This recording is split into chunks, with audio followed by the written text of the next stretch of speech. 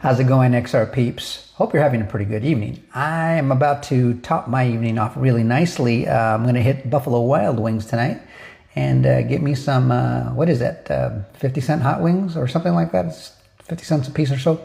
And get me some good beer and hang out with some good friends and enjoy this nice little bump we have in the market. XRP's at about $1.38, it's about $1.40.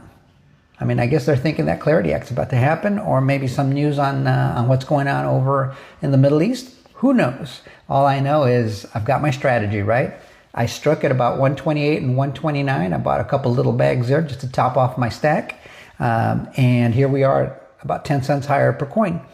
It's working so far, right? Now, we could go a little bit lower and go below $1 even, maybe.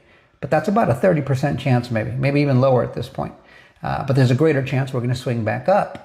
And it's coming, especially after that Clarity Act and a few other things that can happen, like, you know, the Fed chair being replaced in May.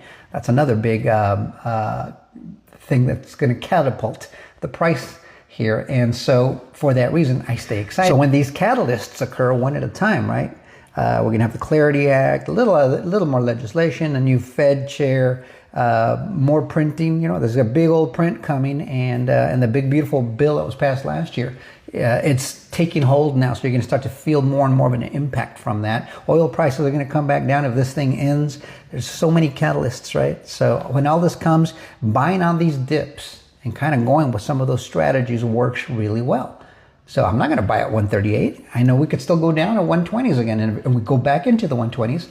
I'll buy a little bit more there. So that's kind of the way I think. But I wanted to address a little bit of FUD that's been going on since I got into this space, all right? Ripple has been very open about the idea that you can use other blockchains with its RippleNet service.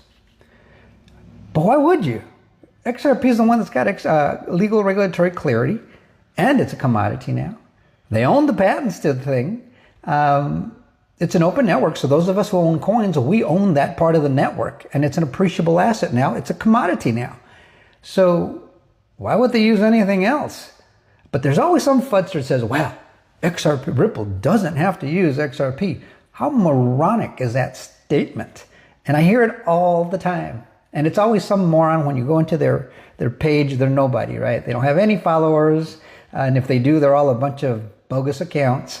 And it's usually a brand new account that just got set up for the simple purpose of coming into this comment section or the comment section of any XRP influencers, I guess, stream and saying something silly like that specific comment. Oh, but they could use any blockchain.